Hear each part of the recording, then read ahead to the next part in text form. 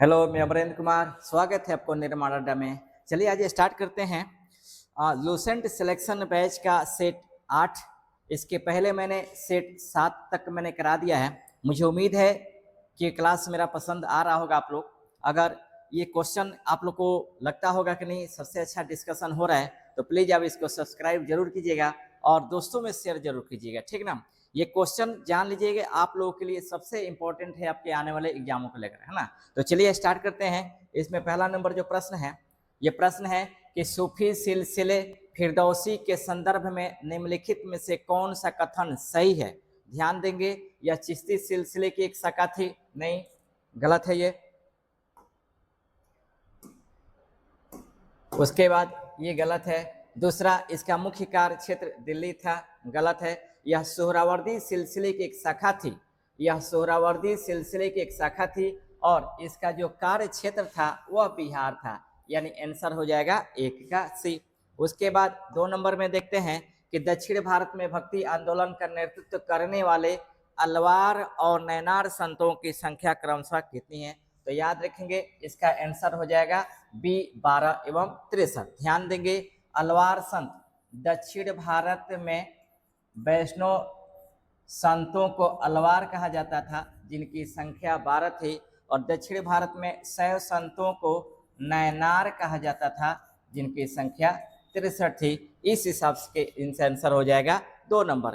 तीसरा नंबर हम चलते हैं कि निम्नलिखित में से किस सूफी सिलसिले के अनुयायी संगीत के विरोधी थे। तो याद रखेंगे संगीत के जो विरोधी थे वो आपको कादरी थे, यानी 3 का ए नंबर आंसर हो जाएगा। कादरी संप्रदाय के जो अनुयायी थे वह गीत संगीत के विरोधी थे, है ना।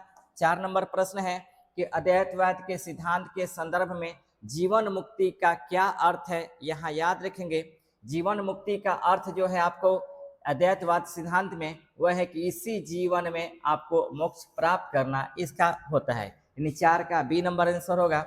उसके बाद है 5 नंबर, शैव संत अपार का भक्ति आंदोलन में क्या प्रमुख योगदान रहा है। तो याद रखेंगे इन्होंने पल्लव राजा महेंद्र वर्मन को शैव धर्म स्वीकार करवाया था, यानी 5 का डी नंबर आंसर हो जाएगा। उसके बाद 6 नंबर में है कि शंकराचार्य द्वारा स्थापित चारों मठों में से सबसे पहले किस पीठ की स्थापना की। तो याद रखेंगे सबसे पहले इन्होंने श्रृंगेरी पीठ की स्थापना की थी जो आपको मैसूर में स्थित है। उसके बाद है 7 नंबर, भक्ति आंदोलन को दक्षिण भारत से उत्तर भारत लाने का श्रेय किसे दिया जाता है। याद रखेंगे दक्षिण भारत से उत्तर भारत लाने का जो श्रेय दिया जाता है वह रामानंद को दिया जाता है। हालांकि इनका जो जन्म हुआ था वो आपको प्रयागराज में हुआ था, इनका जन्म आपको प्रयागराज में हुआ था।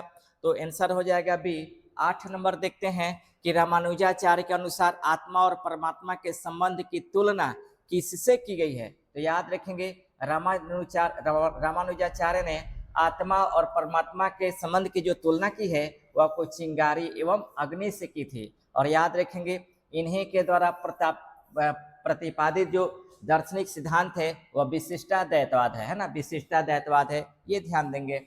उसके बाद है 9 नंबर कि अकबर के समकालीन शेख अहमद सरहिंदी का संबंध किस सूफी सिलसिले से संबंधित था। याद रखेंगे नक्शबंदी संप्रदाय से था। नक्शबंदी संप्रदाय एक रूढ़िवादी संप्रदाय था सूफी सिलसिलों में, और ये अकबर के नीतियों का कट्टर विरोधी थे। जो शेख अहमद सरहिंदी थे ये अकबर के नीतियों का कट्टर विरोधी थे, यानी 9 का ए नंबर आंसर होगा।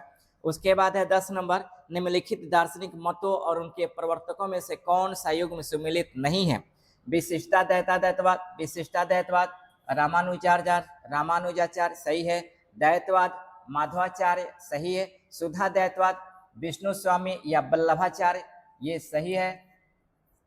वल्लभाचार्य ये सही है। आपको द्वैताद्वैतवाद शंकराचार्य, ये गलत है। द्वैताद्वैतवाद का जो प्रतिपादक हैं वो याद रखेंगे आपको निम्बार्काचार्य हैं, है ना। इसका जो आपका है निम्बार्काचार्य है, ये ध्यान देना होगा।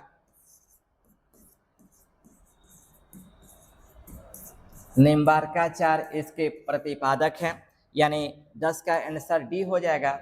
उसके बाद है 11 नंबर, 11 नंबर है कि वारकरी संप्रदाय के अनुयायी मुख्य रूप से किस देवता की पूजा करते थे। तो सबसे पहले तो जानना होगा कि वारकरी संप्रदाय किस क्षेत्र में थे। तो वारकरी संप्रदाय आपका महाराष्ट्र क्षेत्र में थे, है ना, महाराष्ट्र क्षेत्र में थे, यानी महाराष्ट्र संतों के द्वारा इसका प्रतिपादन किया गया और इसमें भगवान विठोबा की पूजा होती थी, यानी 11 का आंसर बी हो जाएगा। उसके बाद है 12 नंबर, रामानंद के 12 शिष्यों में शामिल महिलाओं के नाम क्या थे। तो याद रखेंगे पद्मावती एवं सुरसरी, आंसर हो जाएगा आपका 12 का बी नंबर। उसके बाद है 13 नंबर कि कबीर का पालन पोषण करने वाले जुल्हा दंपति का क्या नाम था। याद रखेंगे कबीर का जन्म कहाँ हुआ था, उनके माता पिता कौन थे, इसकी ज्यादा जानकारी नहीं मिलती, लेकिन इनका पालन पोषण करने वाले जो थे वो नीरू एवं नीमा थे। बनारस में इनकी पालन पोषण हुई थी, यानी 13 का बी नंबर आंसर होगा। उसके बाद है शेख अब्दुल्ला सत्तारी द्वारा स्थापित सत्तारी सिलसिले का मुख्य केंद्र भारत में कहाँ था। याद रखेंगे इसका आंसर हो जाएगा बिहार, यानी 14 का ए नंबर आंसर होगा। उसके बाद है आपका 15 नंबर, शंकराचार्य ने पंचायतन पूजा का निरूपण किया। पंचायतन पूजा का निरूपण किया जिसमें शिव, विष्णु, शक्ति और सूर्य के अलावा पांचवें देवता कौन थे। तो याद रखेंगे पांचवा देवता गणेश थे, यानी 15 का आंसर सी हो जाएगा। उसके बाद है आपका 16 नंबर, शंकराचार्य के दर्शन के संदर्भ में निम्नलिखित कथनों पर विचार करें। उन्होंने उपनिषदों के आधार पर अद्वैतवाद का प्रतिपादन किया, गलत है। उनके अनुसार विदेह मुक्ति यानी मृत्यु उपरांत मोक्ष ही मोक्ष का एकमात्र मार्ग है, ये भी गलत है, यानी आंसर होगा ना एक सही है ना दो सही है, यानी 16 का आंसर डी होगा, है ना। उसके बाद है 17 नंबर के निम्नलिखित कथनों पर विचार करें। राजकुमार दारा सिकोह का कादरी सिलसिले के मुल्ला शाह का शिष्य थे, ये सही है। भारत में कादरी सिलसिले की स्थापना ख्वाजा बाकी विला ने किया था, ये गलत है ना। याद रखेंगे भारत में कादरी सिलसिला या समुदाय का स्थापना जो किया था शेख अब्दुल कादिर जिलानी ने किया था। शेख अब्दुल कादिर जिलानी ने किया था, ये ध्यान देंगे। भारत में कादरी संप्रदाय का जो स्थापना किया था शेख अब्दुल कादिर जिलानी ने किया था, यानी इसका आंसर हो जाएगा केवल एक, यानी 17 का ए हो जाएगा।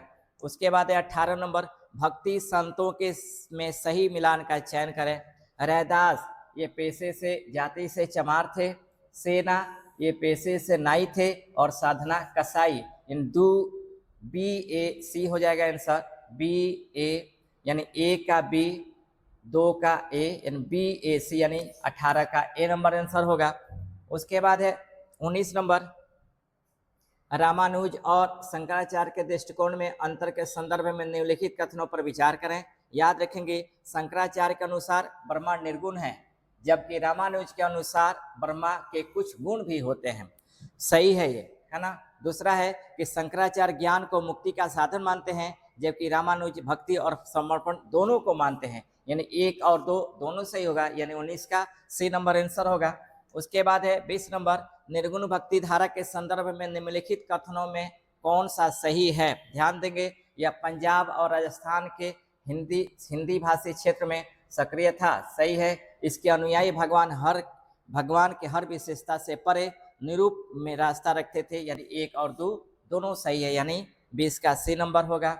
उसके बाद है 21 नंबर, संत कबीरदास के संदर्भ में निम्नलिखित कथनों पर विचार करें। कबीर सुल्तान सिकंदर लोदी के समकालीन थे, सही है। उनकी वाणी का संग्रह बीजक है, जिसका संकलन उनके शिष्य धर्मदास ने किया था, ये भी सही है। बीजक के 3 भाग है, रामायणी, शबद और साखी, है ना। इसका कहने का मतलब है कि 3 भी सही है, यानी 1 2 3 यानी 21 का आपका डी सही होगा, है ना, ये ध्यान देंगे। उसके बाद है 22 नंबर है कि गुरु नानक देव जी के संबंध में नीचे दिए कथनों का परीक्षण करें। उनका जन्म तलवंडी यानी वर्तमान ननकाना साहिब के रावी नदी के तट पे हुआ था, सही है। सिख समुदाय उनका जन्म पारंपरिक रूप से बैसाख पूर्णिमा के रूप में मनाता है, ये गलत है। उन्होंने अपने जीवन काल में ही भाई लहना अंगद को अपना उत्तराधिकारी चुना था, ये सही है, यानी 22 का 1 एवं 3 यानी 22 का ए सही हो जाएगा। उसके बाद 23 नंबर कि चैतन्य महाप्रभु के दार्शनिक सिद्धांत अंचित्य भेदाभेद के संबंध में क्या सही है। यह माधवाचार्य के दैत और रामानुजाचार्य के विशेष दैत का एकीकरण माना जाता है, सही। इसके अनुसार सर्वोच्च भगवान और भक्ति व्यक्तिगत आत्मा एक ही समय में एक ही भी है और भिन्न भी है, ये भी सही है। इसकान इसी दर्शन का अनुसरण करता है, ये भी सही है। यानी 23 का आंसर 1 2 3 यानी 23 का सी हो जाएगा। उसके बाद है 24 नंबर है वल्लभाचार्य और उनके संप्रदाय के संदर्भ में निम्नलिखित कथनों पर विचार करें। वल्लभाचार्य पुष्टि मार्ग संप्रदाय की स्थापना की, सही। उनके अनुसार आत्मा और परमात्मा पूर्णतः भिन्न है। अष्टछाप के कवियों की रचनाएं इस संप्रदाय के प्रमुख देन है, तो याद रखेंगे उनके अनुसार आत्मा और परमात्मा पूर्ण भिन्न है, ये गलत है। और अष्टछाप के कवियों की रचनाएं इस समुदाय के प्रमुख प्रार्थना का मुख्य भाग है, यानी आपका 1 एवं 3 सही है, यानी 24 का सी नंबर है। उसके बाद है 25 नंबर बाबर और मुगल वंश की स्थापना के संदर्भ में इन कथनों को देखें। पहला नंबर है कि बाबर ने 1507 ईस्वी में बादशाह की उपाधि धारण की, जो किसी तैमूर शासक ने पहले नहीं धारण की, सही बात है। दूसरा है भारत के विरुद्ध बाबर का प्रथम अभियान 1519 में यूसुफजई जाति के विरुद्ध हुआ था, ये भी सही है, यानी आपका 25 का सी होगा, है ना। आगे देखते हैं 26 नंबर में कि बाबर की भाषा को कबीर की भाषा को सधुकड़ी कहा गया है। इनमें किन भाषाओं के शब्दों का मिश्रण पाया जाता है, तो ब्रज भाषा, अवधी और राजस्थानी, ये 3 भाषा के इसमें मिश्रण पाया जाता है, यानी 26 का ये होगा। उसके बाद है गुरु नानक देव जी ने देश का 5 बार चक्कर लगाया था। इन यात्राओं को सिख परंपरा में किस नाम से जाना जाता है, तो याद रखेंगे उदासीस के नाम से जाना जाता है, यानी 27 का डी होगा आंसर। उसके बाद है आपका चैतन्य महाप्रभु को 1510 ईस्वी में सन्यास की दीक्षा किस सन्यासी ने दी थी, तो केशव भारती ने इनको दी थी। ध्यान देंगे चैतन्य महाप्रभु को ये आपको कृष्ण मार्गी थे, है ना, ये कृष्ण मार्गी थे और बंगाल इनका कार्य क्षेत्र था, यानी 28 का डी नंबर आंसर होगा। 29 से असम के प्रसिद्ध संत शंकरदेव के भक्ति संदेश की मुख्य विशेषता क्या थी, जो उन्हें अन्य वैष्णव संतों से अलग करती है। वे सगुण और निर्गुण दोनों के उपासक थे। उन्होंने राधा कृष्ण की युगल उपासना पर जोर दिया। वे कृष्ण मार्गी होते हुए भी, ध्यान देंगे, वे कृष्ण मार्गी होते हुए भी मूर्ति पूजा का विरोधी थे, यही सबसे अलग करता है, यानी 29 के सी होंगे आंसर। उसके बाद है 30 नंबर मुगल शासक बाबर ने अपनी आत्मकथा में किस वंश के 2 साम्राज्यों का उल्लेख किया है, तो फारस मध्य एशिया और भारतीय उपमहाद्वीप का उल्लेख किया है, यानी 30 का सी नंबर आंसर होगा। उसके बाद है आपका 31 नंबर कि जाति पाति पूछे ना कोई, हरि को भजे सो हरि का होए, यह भाव किस संत के शिष्य धन्ना के जीवन के वर्ण से मेल खाता है, जो जाति के जाट थे और बनारस आकर शिष्य बने थे, ये हो जाएंगे रामानंद, है ना, रामानंद, यानी 31 का बी नंबर आंसर होगा। उसके बाद है आपका 32 नंबर मीराबाई के पति भोजराज किसके पुत्र थे, याद रखेंगे मीराबाई के जो पति भोजराज थे ये राणा संगा के पुत्र थे और मीराबाई कृष्ण मार्गी थी, है ना। इसके बाद यानी 32 का बी नंबर आंसर होगा। 33 है दादू दयाल ने ब्रह्म संप्रदाय की स्थापना कहाँ की थी, याद रखेंगे दादू दयाल ने ब्रह्म संप्रदाय की जो स्थापना की थी वह सांभर में की थी, यानी 33 का डी नंबर आंसर होगा। 34 है गोस्वामी तुलसीदास निम्नलिखित में से किन शासकों के समकालीन थे, याद रखेंगे अकबर एवं महाराणा प्रताप के समकालीन थे और इनके द्वारा लिखा गया जो पुस्तक है वह है रामचरितमानस। रामचरितमानस इन्होंने लिखी थी, ये ध्यान देंगे। उसके बाद आपको 35 नंबर प्रश्न है कि संत रैदास ने किस संप्रदाय की स्थापना की थी, तो याद रखेंगे इन्होंने रायदासी संप्रदाय की स्थापना की थी, यानी 35 का ए नंबर आंसर होगा। उसके बाद है 36 नंबर पातशाही की स्थापना किस मुगल शासक ने की, जिसके तहत शासक को बादशाह कहा जाने लगा, तो याद रखेंगे इसकी स्थापना बाबर ने की थी। यहाँ ध्यान देंगे पहला नंबर पॉइंट कि सबसे पहले सुल्तान की उपाधि धारण किसने किया था, तो सबसे पहले सुल्तान की उपाधि धारण किया था महमूद गजनी ने। महमूद गजनी ने धारण किया था, है ना। और दूसरा नंबर कि सबसे पहले बादशाह की उपाधि धारण किसने की थी, तो सबसे पहले आपको बादशाह की उपाधि बाबर ने धारण की थी, है ना। यहाँ ये पूछेगा कि दिल्ली सल्तनत में कितने ऐसे शासक है जो सुल्तान की उपाधि धारण नहीं की थी, तो याद रखेंगे सुल्तान के 2 लोगों ने उपाधि धारण नहीं की थी। पहला नंबर कुतुबुद्दीन ऐबक,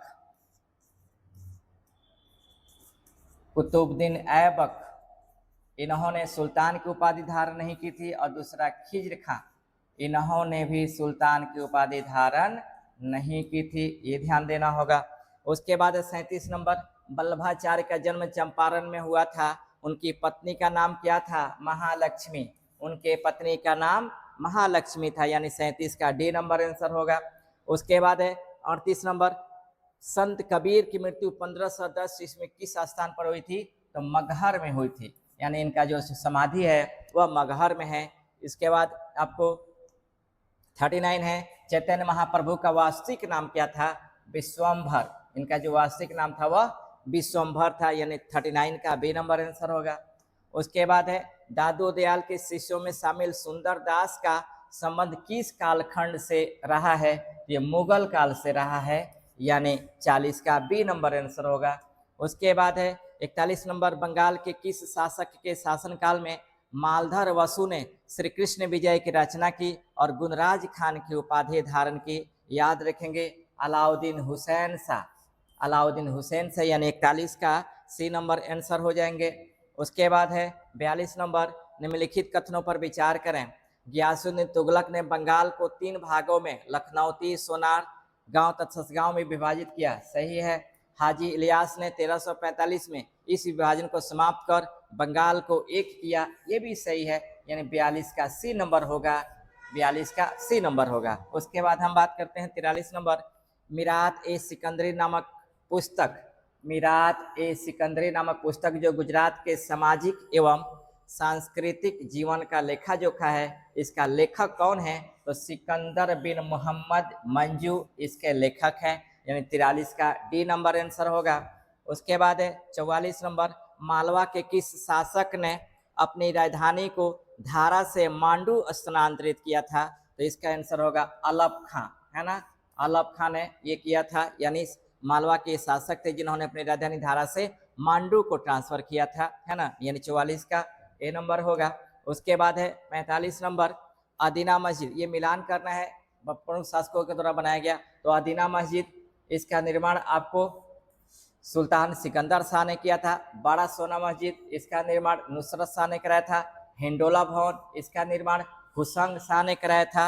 और कुश्त महल, इसका निर्माण महमूद खिलजी ने कराया था, यानी आंसर होगा आपको ए, 45 का ए नंबर होगा। उसके बाद है 46 नंबर कि पुर्तगाली यात्री बारबोसा ने गुजरात की किस शासक को 20 पुरुष की संज्ञा दी थी, याद रखेंगे महमूद बेगड़ा को, महमूद बेगड़ा को इन्होंने आपको 20 पुरुष की संज्ञा दी थी, यानी 46 का बी नंबर होगा।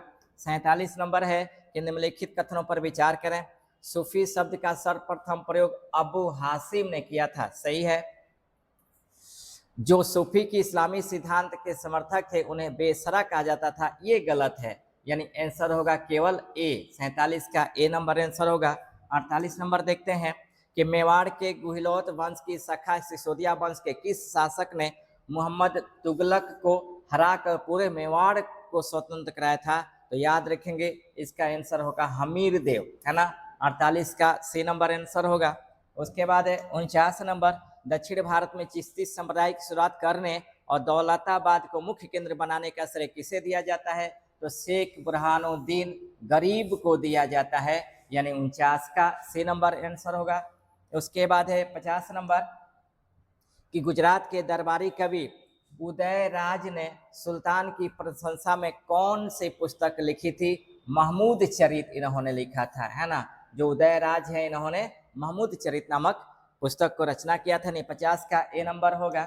उसके बाद 51 नंबर खान देश के संबंध में निम्नलिखित कथनों में से कौन सा असत्य है। खान देश की स्थापना मलिक अहमद राजा फारूकी ने की, गलत। खान देश की राजधानी बुरहानपुर थी, गलत। इसका सैनिक मुख्यालय असरगढ़ था, ये गलत है। 1601 में, क्षमा चाहते हैं, असत्य की बात करता है, क्षमा चाहते हैं, थोड़ा सा मैं गलत कर दिया, ध्यान देंगे आप लोग। असत्य पूछ रहा है कि कौन इसमें असत्य है ना, ध्यान देंगे। खानदेश की स्थापना मलिक अहमद राजा ने की थी, सही है। खानदेश की राजधानी बुरहानपुर थी, ये सही है। और इसका सैनिक मुख्यालय असरगढ़ था, ये सही है। गलत है, 1601 में जहांगीर ने खानदेश को मुगल साम्राज्य मिलाया, गलत है, क्योंकि 1601 में खानदेश को मिलाने वाले अकबर थे, ना कि जहांगीर, क्योंकि जहांगीर का जो समय है वह 1605 से 1627 है ना। और अकबर का जो समय है वह 1556 से 1605 है, ये ध्यान देना होगा, यानी 51 का डी होगा। उसके बाद देखते हैं 52 नंबर, मालवा के मांडू में स्थित जहाज महल का निर्माण किसने करवाया था, है ना। जहाज महल का निर्माण किसने कराया था, तो याद रखेंगे इसका जो निर्माण कराया था वो आपको गियासुद्दीन खिलजी ने कराया था, गियासुद्दीन खिलजी ने इसका निर्माण कराया था, यानी 52 का बी नंबर आंसर होगा। उसका 53 नंबर है, प्रसिद्ध सूफी संत बाबा फरीद के गुरु कौन थे, तो बाबा फरीद के जो गुरु थे वह कुतुबुद्दीन बख्तियार काकी थे, ध्यान देंगे। ये प्रसिद्ध सूफी संत थे ख्वाजा कुतुबुद्दीन बख्तियार काकी, और इन्हीं के याद में कुतुबुद्दीन ऐबक ने दिल्ली में कुतुब मीनार का नींव रखवाया था, कुतुब मीनार का नींव रखा था, जिसको निर्माण कराया था इल्तुतमिश ने, यानी 53 का बी नंबर आंसर हो जाएगा। उसके बाद है 54 नंबर कि गुजरात के शासक बहादुर शाह के संदर्भ में निम्नलिखित कथनों पर विचार करें। वह बहादुर शाह संगीत प्रेमी था और उसने संगीत मांझू कलावत को संरक्षण प्रदान किया था, सही है। हुमायूं से हार के बाद उसने दीव को पुर्तगालियों को सौंप दिया था, ये भी सही है, यानी 54 का 1 एवं 2, यानी 54 का सी नंबर आंसर होगा। उसके बाद है 55 नंबर कि सोहरावर्दी सिलसिले के किस संत ने सिंध एवं मुल्तान को अपना मुख्य केंद्र बनाया और राज्य के संरक्षण को स्वीकार किया, शेख बहाउद्दीन जकारिया, आंसर हो जाएगा 55 का डी नंबर। उसके बाद है 56 नंबर, गुजरात के किस शासक ने गिरनार के निकट मुस्तफाबाद और चंपानेर के निकट मुहम्मदाबाद नगर को बसाया था, तो ये है आपका अहमद शाह, है ना, अहमद शाह, यानी 56 का ए नंबर हो जाएगा, 56 का आपका ए नंबर हो जाएगा, है ना। उसके बाद आपको क्षमा चाहते हैं 56 का आपका महमूद बेगड़ा हो जाएगा, है ना, महमूद बेगड़ा, इन्होंने समझिएगा मुस्तफाबाद एवं चंपानेर की जो स्थापना किया था वह महमूद बेगड़ा ने किया था, नहीं 56 का सी होगा। उसके बाद है आपका 57 नंबर, निम्नलिखित में से किस शासक ने बंगाल में सत्यपीर नामक आंदोलन की शुरुआत की थी, तो याद रखेंगे अलाउद्दीन हुसैन शाह, अलाउद्दीन हुसैन शाह ने इसकी शुरुआत की थी, 57 का सी होगा। उसके बाद है 58 नंबर, मालवा में खिलजी वंश की स्थापना किसने की थी, तो मालवा में खिलजी वंश की जो स्थापना की थी वह महमूद शाह ने की थी, है ना। मालवा में जो खिलजी वंश की स्थापना किया था वह आपका महमूद शाह ने किया था। उसके बाद है आपका 59 नंबर, सुल्तान और उनके समकालीन संत कवियों के संदर्भ में निम्नलिखित कथनों पर विचार करें। महाप्रभु चैतन्य बंगाल के शासक अलाउद्दीन हुसैन के समकालीन थे, सही है। हजरत निजामुद्दीन औलिया ने दिल्ली के 7 सुल्तानों के शासनकाल को देखा था, यह भी सही है, यानी आंसर हो जाएगा 1 एवं 2, यानी 59 का जो आंसर हो जाएगा वो आपका सी हो जाएगा। उसके बाद हम बात करते हैं 60 नंबर, गुजरात के किस शासक ने अपनी राजधानी पाटन से हटाकर अहमदाबाद किया था, इसका आंसर हो जाएगा ए, यानी अहमद शाह ने इसको हटाया था, 60 का ए हो जाएगा। उसके बाद है विजयनगर प्रशासन में अयंगर व्यवस्था के संदर्भ में निम्नलिखित में से कौन सा कथन असत्य है, ध्यान देंगे। असत्य की बात करें, या 12 प्रशासनिक अधिकारियों का एक समूह था, सही। इनका पद पूर्णतः अनुवांशिक होता था, सही। वे अपने पद को बेच या गिरवी नहीं रख सकते थे, ये गलत है, यानी 61 का आंसर सी हो जाएगा, है ना। उसके बाद 62 नंबर है कि विजयनगर काल में कुद्दी शब्द का प्रयोग किसके लिए किया गया है, तो याद रखेंगे वे कृषक मजदूर जो भूमि के क्रय विक्रय के साथ हस्तांतरित हो जाते थे, इनको कहा जाता था कुद्दी, यानी 62 का सी नंबर आंसर होगा। उसके बाद है 63 नंबर कि सूची 1 और सूची 2 को मिलाना है, निकोलो डी कोंटी देवराय के समय आए थे। नूनिज अच्युत देवराय के काल में आए थे। डोमिंगो पायस कृष्ण देवराय के समय में आए थे। और अब्दुल रजाक देवराय द्वितीय के समय में आए थे। यानी BADC इसका आंसर हो जाएगा 63 का ए नंबर। उसके बाद है 64 नंबर कि विजयनगर साम्राज्य की मुद्रा प्रणाली में सोने के छोटे सिक्कों को क्या कहा जाता था और उनका वजन क्या था? तो याद रखेंगे प्रताप और फणम कहा जाता था। प्रताप और फणम कहा जाता था, यानी याद रखेंगे आंसर हो जाएगा बी। अब विजयनगर साम्राज्य के मुद्रा को याद रखेंगे वराह कहा जाता था, है ना, मुद्रा को वराह कहा जाता था, ये ध्यान देंगे। उसके बाद 65 नंबर है कि विजयनगर काल में युद्ध में शौर्य प्रदर्शन करने वाले मृत लोगों के परिवारों को दी जाने भूमि को क्या कहा जाता था? खतकोडगे कहा जाता था, ये ध्यान देंगे आप, खतकोडगे कहा जाता था, यानी यहाँ रतकोडगे हो गया है। इन 65 का आपका सी नंबर आंसर हो जाएगा। उसके बाद है आपका 66 नंबर कल्याण मंडप और 1000 स्तंभों वाले गोपुरम का निर्माण किस स्थापत्य शैली की विशिष्टता थी? तो याद रखेंगे विजयनगर मंदिर स्थापत्य कला की ये विशेषता थी, यानी 66 का सी नंबर आंसर होगा। उसके बाद है आपका 67 विजयनगर साम्राज्य में प्रचलित वेश्वाग का संबंध किससे है? तो याद रखेंगे मनुष्यों के क्रय विक्रय से ये संबंधित, यानी दास प्रथा से संबंधित वेश्वाग, यानी 67 का ए नंबर आंसर होगा। उसके बाद 68 नंबर विजयनगर साम्राज्य की प्रशासनिक इकाई को जो बांटा गया था वो घटते क्रम में क्या है? तो याद रखेंगे पहले मंडल है, दूसरा कोष्टम है, तीसरा नाडु है, चौथा मेलाग्राम है और अंत में उर है, यानी 68 का सी नंबर आंसर होगा। उसके बाद 69 नंबर है कि बहमनी शासक ताजुद्दीन फिरोज के संदर्भ में कौन सा कथन सही नहीं है? उसने भीमा नदी के तट पर फिरोजाबाद की स्थापना की, सही। वह खगोलकी का विद्वान था और उसने दौलताबाद के पास वेधशाला का निर्माण कराया था, ये भी सही है। उसने प्रशासन में हिंदुओं को सम्मिलित करने से पूर्णतः मना किया था, ये गलत है, यानी 69 का सी नंबर आंसर हो जाएगा। उसके बाद है 70 नंबर विजयनगर काल में कणिक नामक अधिकारी के पास क्या दायित्व होते थे? याद रखेंगे जमीन के क्रय विक्रय से संबंधित दस्तावेज रखना, ये इनका मुख्य उत्तरदायित्व होता था, यानी 70 का बी नंबर आंसर होगा। उसके बाद है आपका विजयनगर काल में कुटकी व्यवस्था क्या थी?